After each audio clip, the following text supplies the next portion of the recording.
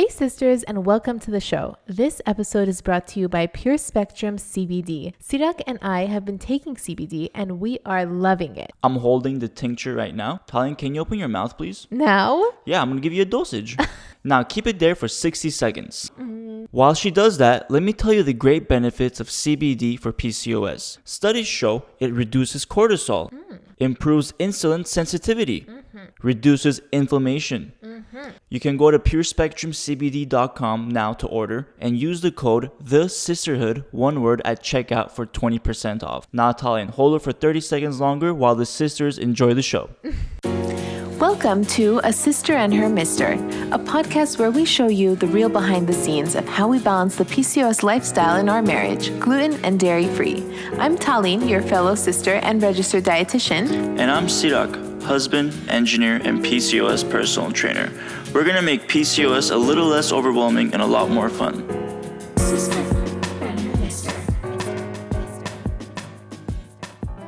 Welcome everybody to A Sister and Her Mister. It is episode 30, the big 3-0, and today we have the author of the the co-author of the PCOS Plan on the episode.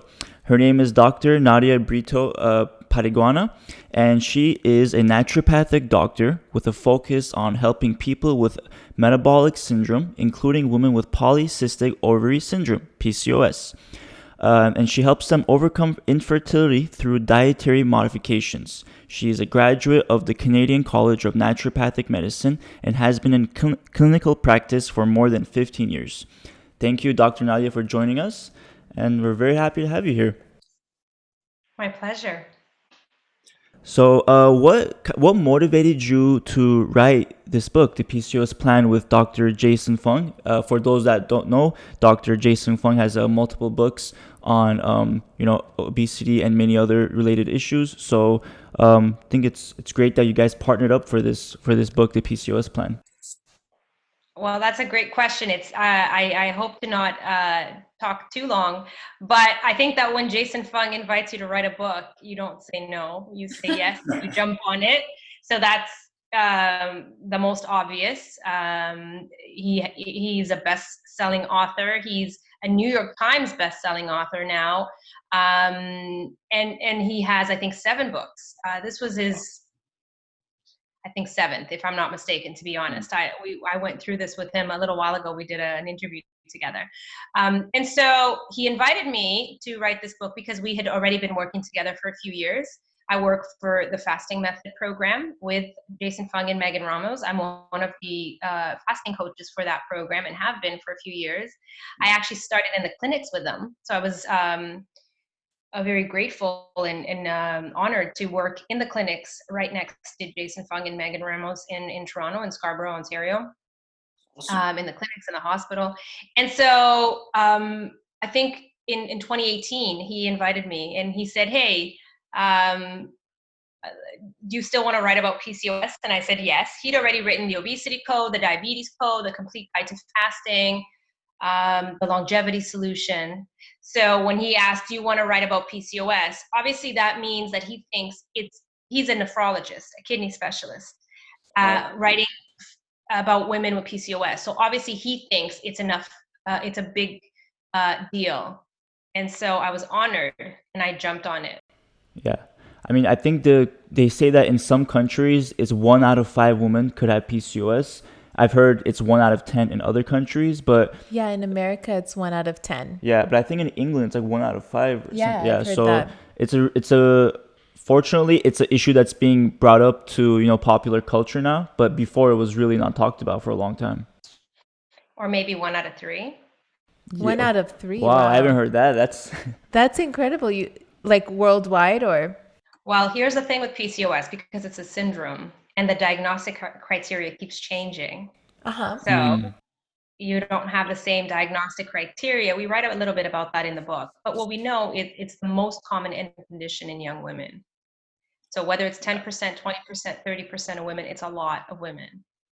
Yeah. Right. Yeah, and a lot of the symptoms women experience through like teenager and through like college, early years. So it's just right around that early time. And it goes overlooked all the time. I know you had a kind of a traumatizing experience when you were first diagnosed. I read in your book about how you felt like the doctor just accepted that you were going to be obese and didn't even offer any solution or hope for change via lifestyle, just medication. In fact, I think it's even goes further than that, because at first he completely disregarded me for months. He didn't even want to look into what I was complaining about because I was thin. That was the first issue. He completely disregarded me because I was thin. And it wasn't until, and I'm a little bit more educated, I think. I was older, right? I was in my probably 30 at that point, 29, 30, no, 30, definitely 30, 31. So I was more educated, older, and I persisted. And because it was private care at the time, it was in South Africa, I could pay for it. And I insisted that I get tested for what I thought I had. And then it was like, oh, you have all three diagnostic criteria. In fact, you have the frank type of PCOS, even though you're thin. And I was very thin. I was actually under the BMI. Oh, And wow. then after that, he basically walked me out the door. Well, you'll likely be obese by the next time we speak then. That's horrible to say. Oh my God. Oh my God. Yeah, I mean, there's so much more to PCOS than, being overweight. Obviously, there's people who are lean with PCOS, and just because you're lean doesn't mean you don't have the other issues such as like acne and infertility and many of the other symptoms. So Yeah. that sucks that they only focus that you are not overweight just yet in their eyes. Well, So I think it's what you said. It's the most common condition, endocrine condition in women. Yet it's disregarded and it's misdiagnosed and it's mistreated. Because Right. once It's so it is mistreated. diagnosed, because it is now, as you said, it's much more often diagnosed. Doctors are very aware of it, and I by no means am I here to bash doctors. I work with doctors. I have a great amount of respect and gratitude towards them for all that they're doing to change convention. But there's a lot of misinformation, a lot of myths, especially about everything, but really about PCOS. What is it? What it isn't, and that's why we wrote this book. What do you think is the most common myth that people are coming across when they go to the doctor's office? The eat less, move more. Oh, you're Yeah. overweight, then you just have to reduce your calories and exercise more, and that's all that you can do. Or that the solution then is, depending on what your symptom is, let's treat each symptom with a medication, as opposed to trying to find the root cause and dealing with the root cause. Right. Yeah. I read that you have insulin resistance, and that's your root cause that you're treating through a low carb diet. Well, that was many, many years ago. So you asked me this before. I don't remember which one of you asked me, do I still think I have PCOS? And I get asked this all the time. And no, I don't have PCOS. Why? Because PCOS is, as we said, a syndrome. And in order for you to have PCOS, you have to have certain diagnostic criteria, which I had, all of them. But if you reverse that, if you no longer have any of these clinical and diagnostic expressions, then you can no longer be diagnosed with a condition, just like diabetes. We work with diabetics all the time who then are no longer diabetic. Why? Because their symptoms in labs show normal levels, and symptoms are normal. So then you can no longer diagnose that person as diabetic. So a long time ago, I had PCOS. I do believe that insulin resistance is on a spectrum, just like PCOS. Right. You can reverse it, but I could build it up again. So I know better. I will not go down that path again, and I know what to do to prevent that from happening. And I, luckily for me, was lucky enough to reverse it. Interesting. So basically, like, it's not like there's a cure that's gonna get rid of it forever. It's just that were able to manage it so successfully that the symptoms went away, and you basically don't have it at this point. But if maybe you went back to like whatever was not right for your body, then it would come back slowly. Yeah, that's great. And I'm very aware of that, because again, this is PCOS. and insulin resistance is, well, insulin is basically, I always joke, it's the grandmother of all these first cousins, right? Obesity, diabetes, PCOS, and all these other associated conditions. And they're linked together by insulin, hyperinsulinemia, and insulin resistance. Mm-hmm. So again, it's up on a spectrum. We know, as Dr. Fung would say, I know how to make you fat. I'll just give you insulin. That's it. And I know, and that's it. If you know somebody, whether they're a type 1 diabetic or type 2 diabetic who had to go on insulin or who was prescribed insulin, one of the first things that happens is they gain weight. And then as you help people get off insulin, they lose weight right away. Mm-hmm. So that's what happens with PCOS, with obesity, excuse me. And then with diabetes, it's the blood sugars, right? And with PCOS, it's all of these conditions, all of these expressions that we know too well. It's the excessive male hormone expressions, it's the cysts on ovaries, and then it's the irregular periods or cycles, ovulation. And again, some women have a period. I actually had a period, but I had no ovulation. What's the point of a period if you're not ovulating? Mm-hmm. Right? And especially if you're, well, in every way. I know you work with you speak to a lot of young women, which I think is great, because that's the audience that we want to get this message out to. Yeah. Right? You don't want to be giving out this message to the women that I mostly work with, which are women in their late 30s and 40s trying to conceive after 10 years of trying to conceive. And worse, I have many women that I work with because of obesity and diabetes in their 50s and 60s who were never able to conceive. Yeah. And didn't have this information then. And then this is not just about conceiving. I know a lot of PCOS women that did conceive like I did. It's all the complications, all the very serious pregnancy complications, all the very serious baby complications, and then all the associated conditions that come with this long term. I did have hypertension with it. I did have high blood pressure. I did have the diabetes. It did come. I did have the cancer. It did come. And a lot of other things, including the mood disorders. Wow. Yeah. Wow. So as you said, and correctly so, and I know that you know this, because although your audience is maybe a little bit younger, look at women, older women with PCOS. They have the obesity, the diabetes, the hypertension, the cancer, and the mood disorders. So Jason Fung wrote this in our book. If PCOS was just about a little bit of acne and a few missed periods, then it wouldn't be such a big deal. Although a little bit of acne and a few missed periods is very serious when you're that age. It was very serious for me.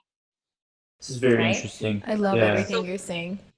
It's all very serious, and Yeah. we're we're definitely being disregarded. At my age, at the younger women that you're working with, and then the postmenopausal women. So I'm nearly 43, so I'm right in the middle there. Luckily had my children, but if I didn't do what I did, I may not have had my children. Mm-hmm. And I today would definitely be an obese woman with all of these conditions. I've been on diabetic medication. I've been on hypertension medication. I've had the cancer. So these are all associated. And this is the links that we put together in the book. So I'm very happy that you are talking to these young women who maybe want to be thin and full of energy and have a good mood. Good for them. That's important. And that's what we want to help with as well. Yeah, I mean, Right. we couldn't agree more. Like, you're totally right in reaching women like at a young age, so that when they go to the doctor, they are more knowledgeable about what to ask for and the advice they receive. You know, if a doctor tells you to take birth control and you don't know anything about it, you're more likely to take it. Yeah. But if you like listen to the information about it, you know the pros and cons, and at least you can make an information that's educated for yourself instead of relying on somebody else. And then when it doesn't go your way, then it's like It's a mess 10 years later. Yeah. It's good to insist at a young age to understand what's happening and why you have acne, why your mood is like this, why your weight is uncontrollably going up, so that by the time you're 40 or 50, you don't have, all of the things that you listed that PCOS can snowball into. Yeah. It's great. I love it. Not to terrify the audience. Not to terrify the audience. And I was just about to say something very positive. Again, like I said, because of my age, I'm right in the middle. I'm very thankful for PCOS. I'm very thankful that I had PCOS. So because you were able to learn about your body and just overcome it, is that why? because of PCOS and my desire to have children, I was able to then get on this path of learning how to reverse insulin resistance and reverse all of these conditions. Had I not had PCOS, and had I not been adamant about I'm going to have a baby, and had I not had, luckily for me, I believe in karma, I always say this, had I not had the professional experience that I had with women in my practice that had gotten pregnant miraculously after following a low carb diet for all those years, that I didn't make the link, I didn't care. I wasn't trying to get them pregnant. I was trying to get them to lose weight. And I just so happened to believe in a low carb diet even then. So as I said to you, this is going back 17 years already. And in the course of those first few years, I chose to, I personally didn't follow a low carb diet. I didn't feel like I needed to because I was so thin, but I found that that was the best dietary protocol for for my practice. And so long story short, I explain in the book sort of what the diets were, what I had a base diet, which was very similar to what you guys were telling me about, that you practice, a gluten-free, dairy-free diet. And then I had these detoxes that I would throw in there. They were the low-carb diets that I would call detoxes. So people loved detoxes back then. Yeah, people and love elimination detoxes. diets. I don't know that it's still like that, but I know back then this was the thing. So this is how I got people to lower insulin at the time. And so they would lose tons of weight and they would reverse all of these other health concerns. But then I was having people come to my office in their 40s going, I'm pregnant. And I'm like, so aren't you supposed to get pregnant? They're like, no, I had tried to get pregnant for 10, 15 years. I was never able to. I did IVF, I did whatever. And now I do this diet for 3 months and I'm pregnant. And I'm like, I have no idea. Don't know what you're talking about. And there's a sentence in the beginning of your book that says, be careful when you see Dr. Nadia, she'll get you pregnant. And it was such a small community, tight-knit community, that became known, even though that wasn't my intent. I wasn't trying to help women get pregnant then. But it was happening enough that I think it was also my audience. It just so happened that the audience of people that wanted to come to see me were women in their 30s and 40s. Mm-hmm. I had other people as well, but there was an overwhelming number of people that age, and who I didn't know but had been trying to get pregnant. So the great majority of these women had PCOS and they didn't even know. Yeah, had never been diagnosed. Go ahead. Yeah, I mean, I feel like it's sometimes they go through life and life is so busy, and then finally when you're in your late 30s to 40s, you finally have time to kind of focus on yourself. And now, like, oh, what can I do to improve? And it's almost like if you had started just maybe 10 years ago, it would have been a lot easier for that person. I think that's more what happens now. So this is why I'm saying it's so great that your audience is these younger women who are maybe not trying to get pregnant yet. And likely because of how life is right now, they'll likely not think about children until their late 30s, early 40s, like the clients that I see now. Mm-hmm. But back when I started, that wasn't the case for the majority of people. It was people that had tried to get pregnant in their 20s and early 30s and didn't conceive. I see. And then conceive much later, because their metabolic health improved, then their reproductive health improved. Insulin is a very powerful metabolic hormone that we know, right? It's behind diabetes and obesity. But now we know that insulin has a very powerful reproductive function in both men and women. Very powerful. Wow. Would you say that, so I read that 70% of women with PCOS have insulin resistance, like to some degree. And then there are some women that, comment sometimes and they're like, well, what if you don't have insulin issues? And I'm hesitant to say, oh, okay, then you don't have insulin issues. Like, I feel like it goes underdiagnosed. Yeah. And just the slightest bit of insulin resistance can impact all these symptoms. Is there a test maybe that someone who's not aware or they're on the, middle line, they're not sure, is there a test they can do? This is such a great question. And I knew you guys were going to obviously ask me that question because I hear this a lot. There's 4 types of PCOS I hear. This is not me saying this. This is what I hear. There's 4 types of PCOS. One is insulin resistance. One is adrenal. One is I don't know what. And one is I don't know what. You guys probably know this better than me. Yes. Yeah. Inflammation and thyroid issues. And post-pill. This is how we like to break it up. Yes. And I'm going, I don't think so. I think Really? there's insulin resistance, and then it's behind all of these things. Because if you learn about insulin and the functions of insulin, then you understand how these are all connected, right? I would agree with that. Yeah. And I heard you say that. That's why otherwise I would have probably just let your audience read the book and judge for themselves. But look at adrenals, for example. Of course, I know adrenals are important. You know, I know. But what's the biggest thing that maybe people don't know about adrenals? Right? Adrenals are the glands that produce your stress hormones, right? Your etc. And stress hormones. Everyone understands what that means. So what happens when you produce stress hormones, overproduce stress hormones? You have a higher insulin response to foods. Right. So you develop insulin resistance. Mhm. So again, the underlying issue might be adrenals, it might be whatever it is, but the what's it called when it's the one just before the development of PCOS? It's insulin resistance. All roads lead to insulin. I see. completely agree that the different types are paired often with insulin issues. Because if you have inflammation, then you're insulin resistant. If you That's have right. adrenal issues, then your blood sugar is high. If you have thyroid issues, your blood sugar is uncontrolled. And it's like all hand in hand. But I mean, we could get into that. I feel like we could have this. I would love to have this conversation, but I don't want to derail, the point, which is what's the solution, right? If the problem, if we know, and here's the thing that I also heard you ask me, what's the test for insulin resistance? You can go out and test it. You can do a HOMA IR. You can look that up, okay, and you can test it. But then you run into the issue that fasting insulin, the hormone, is very volatile. Like it goes up and down. So some days you'll have a higher number, some days lower. And that happens with some people, more pre-diabetics, so the blood sugar goes up and down. Most of the time, if you're not pre-diabetic or diabetic, your blood sugar is normal because insulin is you're just pumping out tons of insulin to take care of that until the dam breaks. Then you're pre-diabetic or diabetic and it's there. But it came from just too much insulin production, your body becoming insulin resistant, what that means. And I think we explained that well in the book.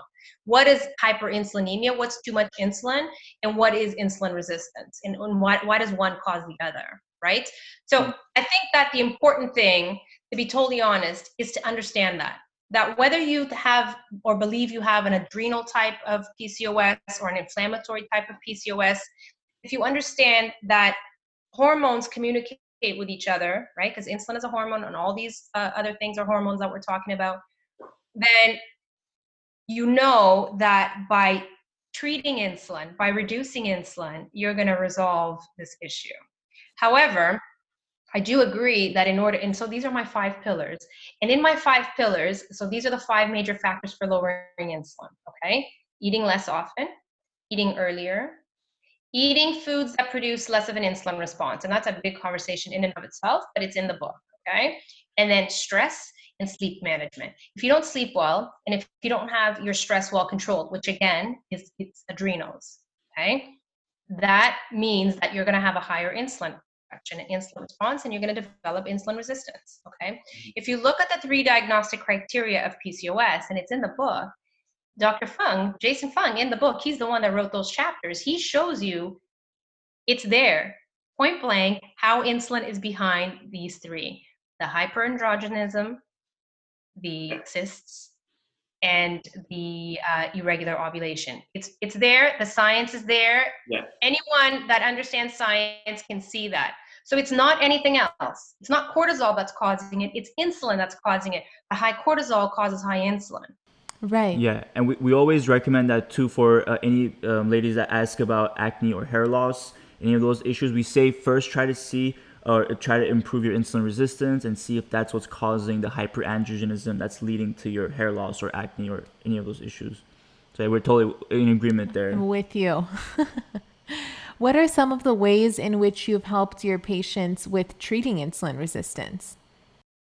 So these 5 major things, right? We look at how you eat, so how often you Let's eat, what elaborate. time you eat, and then diet, which is what you eat. and then stress and sleep management. These are the 5 major things that we focus on, but there's many other things, of course. And I think that maybe some of the things that you guys do as well. But these are the 5 major things I look at. So we recommend a real food, lower carb diet, and intermittent fasting. Intermittent fasting is the biggest thing, in my opinion, now that I know what I know. Not just what you eat, but how you eat. Because if you can eat when people start to categorize foods as low carb, low this, gluten-free, dairy-free, low calorie, sugar-free, when you start to categorize things, you start to lose the importance of how you eat. You think, oh, it's low this, so I can eat at 10 o'clock at night. Oh, it's low that, so I can eat 10 times a day.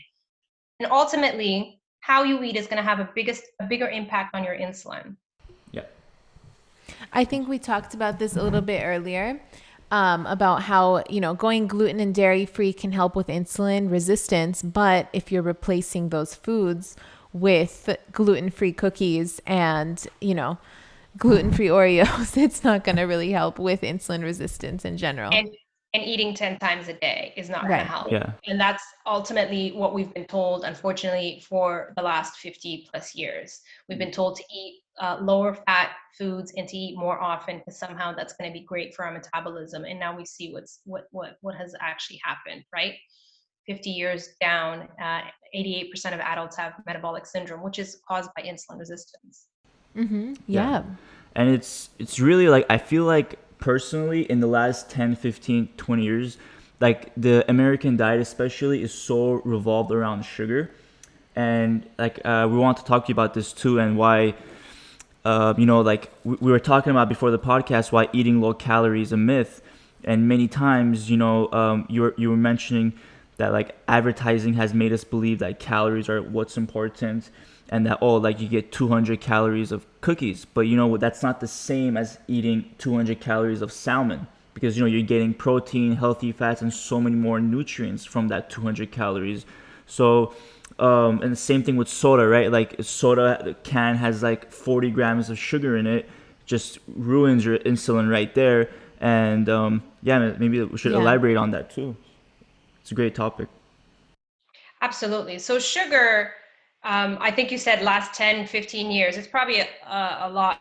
So for me, as I said, I think I'm a little bit older, right? Than maybe you guys and maybe your audience. I grew up on sugar, tons of sugar. It was all over. And that was cereal, the age where it was okay for kids to drink soda. It was okay to eat candy all day long. And even the generation before me that started, my mother's generation. And so I think, sorry? McDonald's, Coca-Cola. Yeah. And it was like, whereas now, I think I think for some it's worse, but for others it's better. People are more educated, right? I mean, I have children, they're 9 and 6. Not to say that they have a perfect diet, because they don't. In fact, my kids have metabolic syndrome because of PCOS. So this is why I talk so much about it.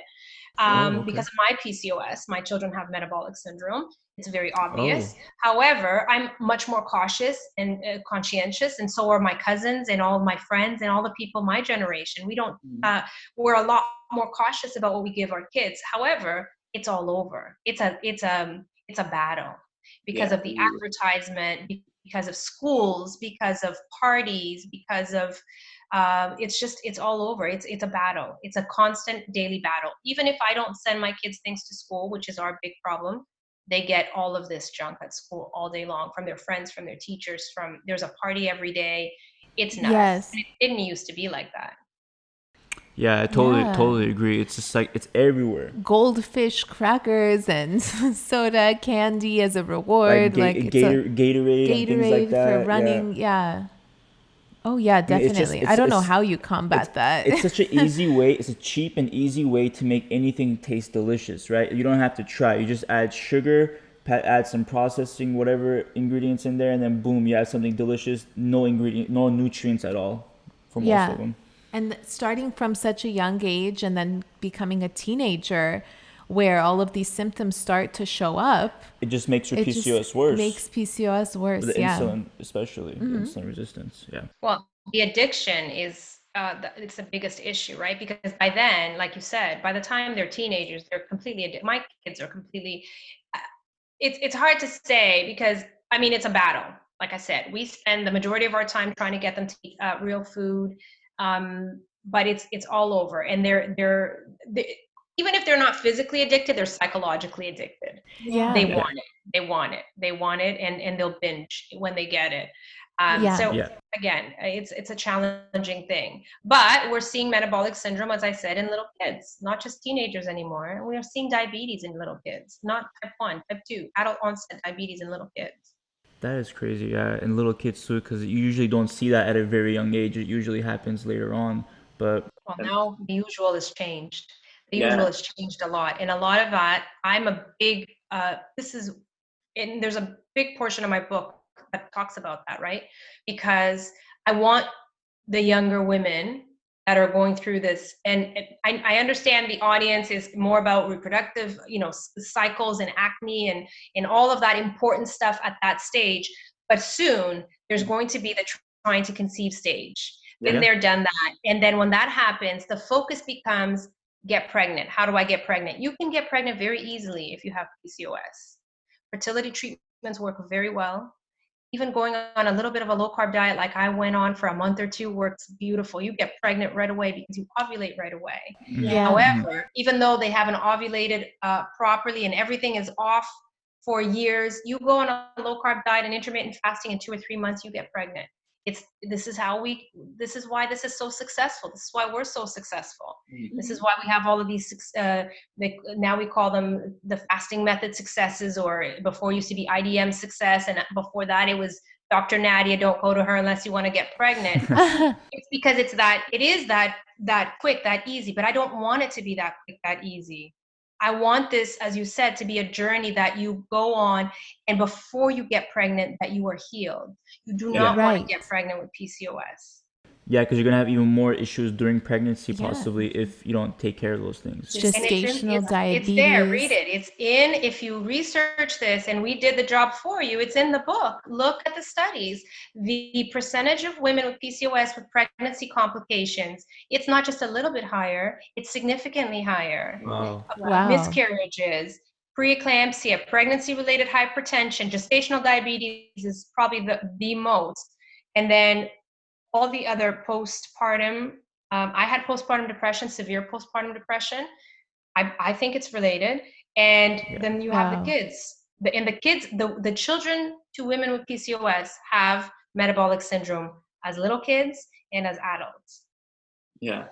And again, you might have someone say, "Oh, my kid didn't," or okay, but we're talking about a significant percentage.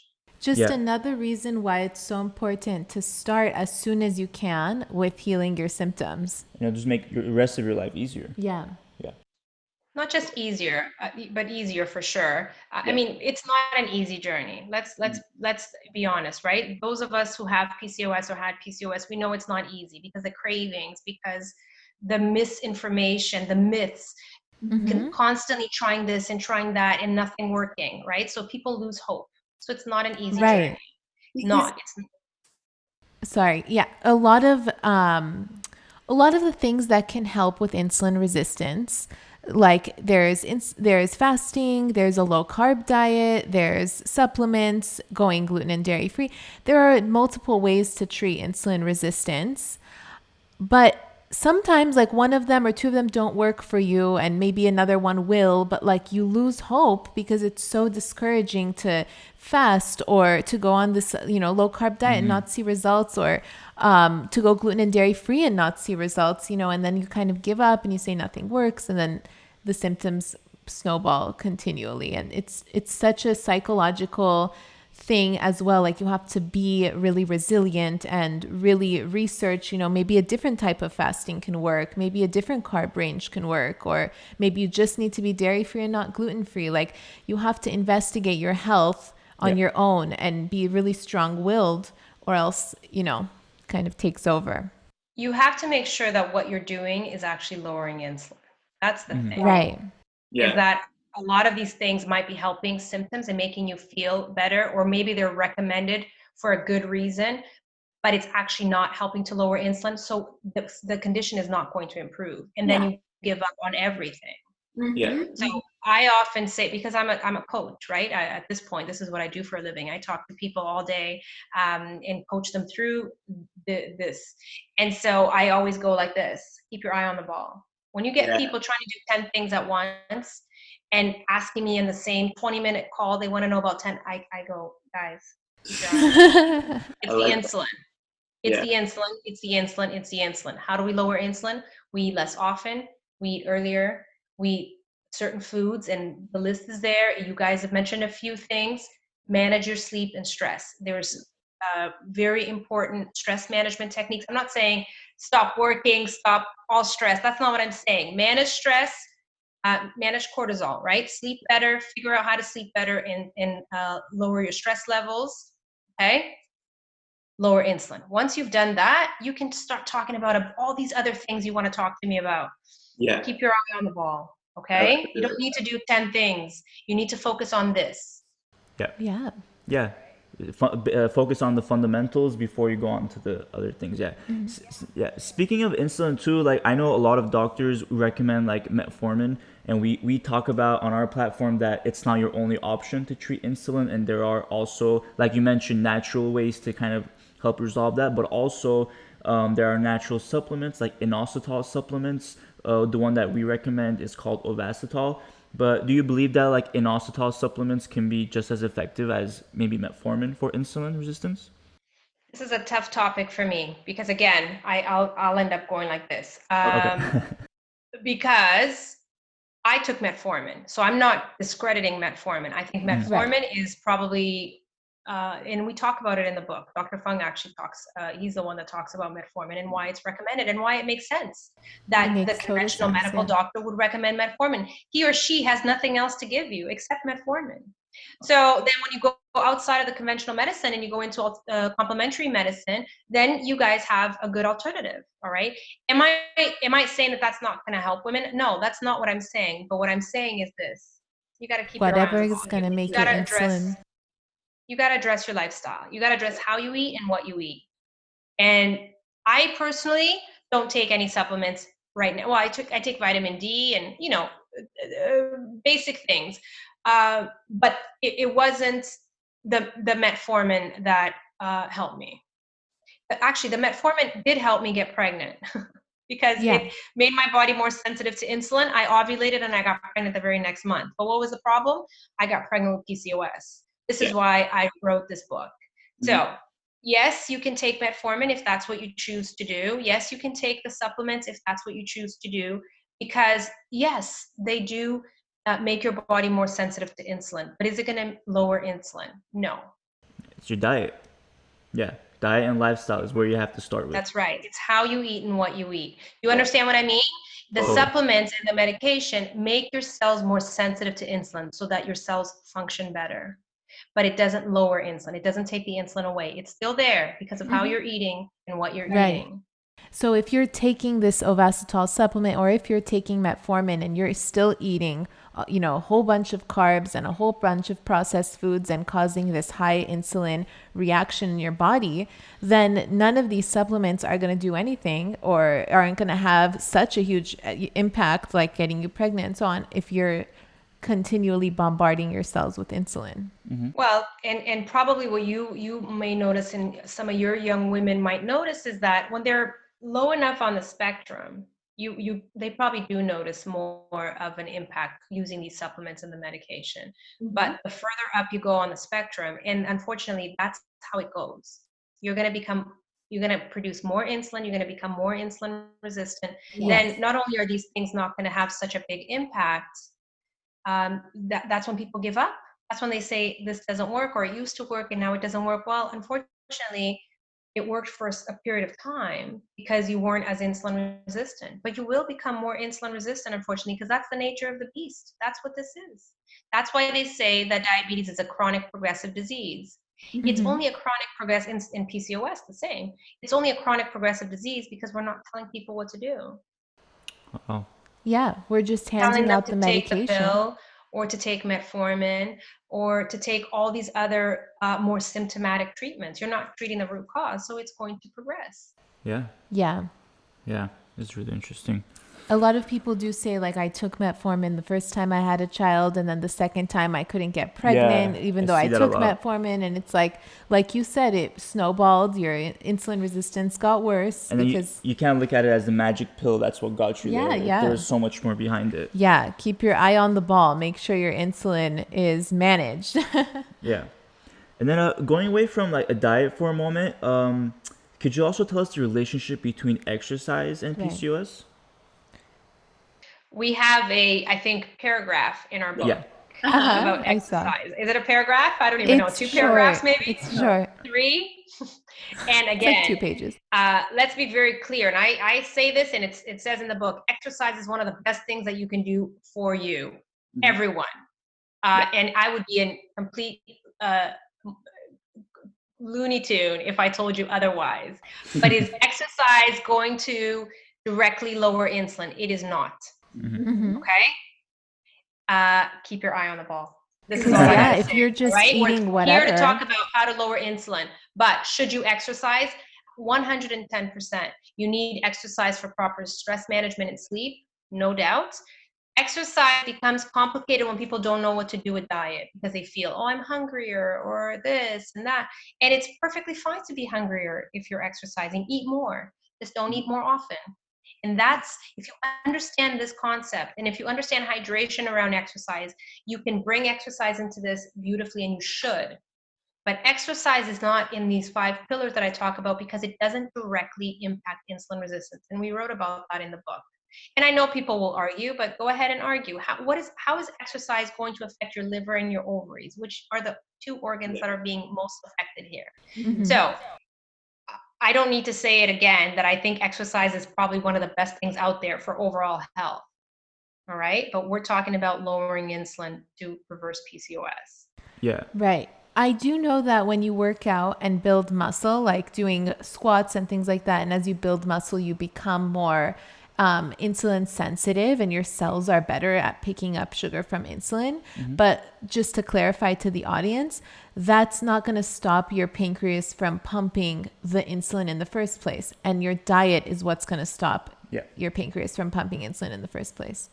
And that's an indirect effect to muscles, but not to your ovaries and liver. That's the issue.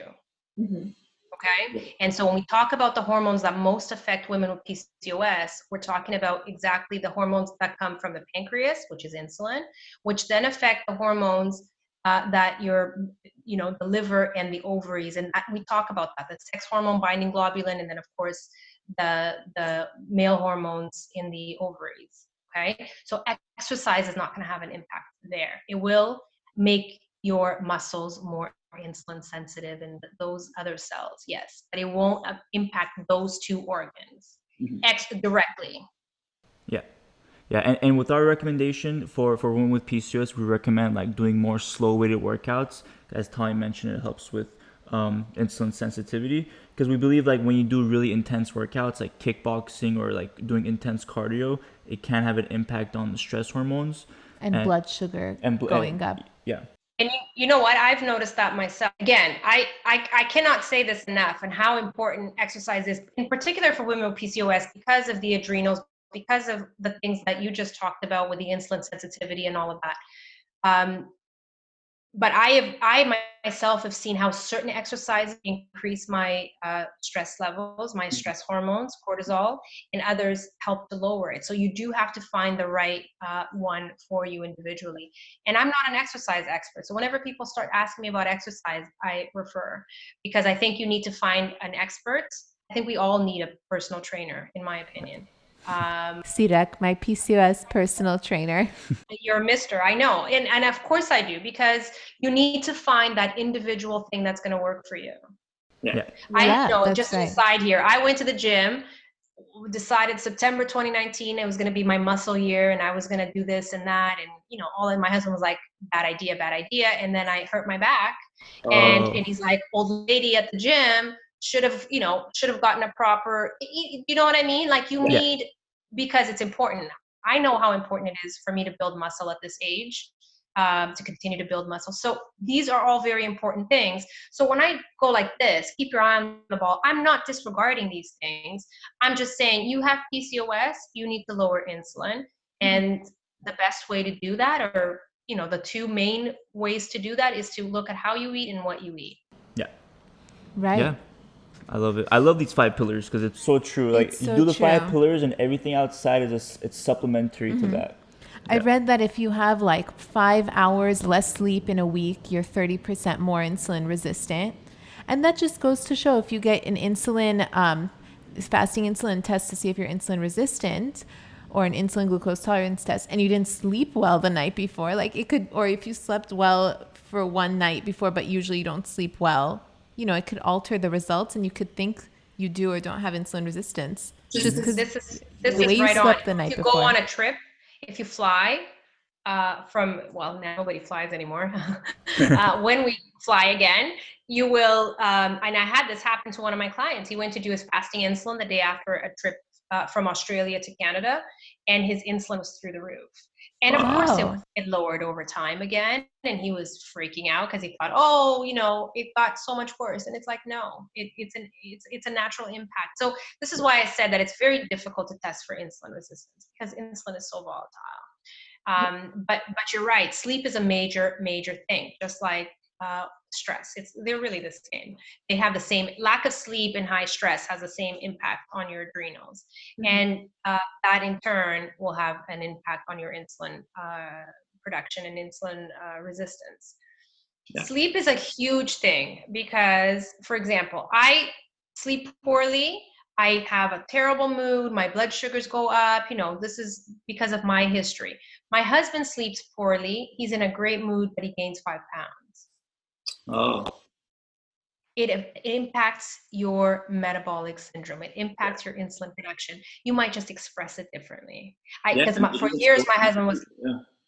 Go ahead. Sorry, I didn't hear that. But when you have poor sleep, it even lowers your metabolism. So yeah, it makes sense. Yeah, it 100% does. And then you go into fight or flight response, and your insulin production is higher when you go to eat, right? Wow. And so for years, my husband was like, sleep doesn't affect me. It only affects me, right? The crazy one. But yet now we know, it does affect you. That's why you tend to gain weight. That's why he tends towards obesity, whereas I don't tend towards obesity, but I see it in my blood sugars and my blood pressure. He sees it on the scale. Yeah. It's still, the grandmother, the insulin, it's still the same. Yeah. We had like a episode about sleep, and we did some research on it, and it was really scary, like hearing all the different impacts bad sleep has on, not just for PCOS, but also like mentally, like for like dementia and Alzheimer's, and like all these different mental illnesses that can happen over time if you have poor sleep forever. You should look up, if you're interested in that topic, you should look up how insulin resistance impacts dementia and Alzheimer's. Oh, he's looked it up. Are you kidding me? He used to sleep. She's talking about insulin resistance. So. Oh, sorry. I thought you said sleep. No, sorry. Insulin resistance impacts dementia and Alzheimer's. Oh. I didn't know that. I didn't know that. Well, you have to look it up. They're calling it type 3 diabetes. What? Type 3? So you know how PCOS, at least we wrote this in the book, if you can look it up, how it used to be called or is called or has been called diabetes of the ovaries, PCOS. So now they're calling Alzheimer's type 3 diabetes. Look it up. Wow, I have to look into this. Yeah, this is a great. Look it up. It's not my area. It's not my expertise, but there are some amazing people looking into that and have written books and talk about it. If you look it up, you'll find who I'm talking about. Okay. We'll definitely look into that. Yeah, this is great eye opener right now. All right. I think we've kind of covered the book in itself, but Dr. Nadia, would you like to kind of tell us tell us a little bit about yourself before we go, and then where we can find the PCOS plan so our readers can maybe buy it online or go to a physical store if there's one open right now? Mm-hmm. Exactly. So right now, I feel like I'm not sure where you can get the book except online for sure. Amazon.com for you guys, Amazon.ca in Canada. I know it's already in Europe as well. I've had people in Germany get the book, and So Awesome. online for sure. There is a paperback version. You guys, I think, got an advanced reader's copy from our Mackenzie at Greystone. What's the difference between advanced reader's copy and regular? So I was really happy about it. I was like, we're the shit. No We're one can. advanced. It's the exact same, but I think it's free. But it's the same book. It's what? But It's free. Like, it's free. yeah, that's It came a significant. You guys got the book before I did. I got the book. Oh, really? Less than a week ago. The first Oh time my I had the God. book in my hand was on Sunday. My mother shipped it from Canada. I live in Europe. I live in Portugal. My mother shipped it. She had somebody because we couldn't get things across, so they couldn't get a book to me. But anyway, here we are. You can get it on Amazon. You can get it, I think, Barnes and Noble and other online sites. And yes, I think a lot of bookstores. If you go to Greystone Books, that's our publishing company. If you go to their websites, I think that they're really pushing and encouraging people to go to Black-owned bookstores and indie bookstores and things like that. So you don't have to get it on Amazon. You could definitely do a little bit of research and find some local businesses and help communities. Yeah, amazing. Yeah, we'll link. Yeah, and we'll link them. Yeah, we'll link them in the next several weeks, especially when this episode comes out. We'll link it so that the sisters listening, they can go ahead and purchase the book wherever they prefer from, and it's good. I think it's a great book for a lot of women sisters out there to learn and to get more knowledgeable about PCOS and know the right, as Dr. Nadia mentioned, the 5 pillars, focusing on the right things instead of the things that are more supplementary. So exactly. Great conversation with you, Dr. Nadia. Thank you for joining us, and we hope to have you back on very soon. My pleasure, guys. Thank you so much. Of course. Thank you. Thank you to everybody for listening. We'll be back next week with another episode. Bye. If you enjoyed listening to this podcast, you have to come check out The Sisterhood. It's my monthly membership site where sisters just like you are learning how to move through the stages of PCOS. From stage 1, cold and alone at the doctor's office, to stage 5, nailing the PCOS lifestyle, gluten and dairy free. Get ready to finally feel in control of your body again.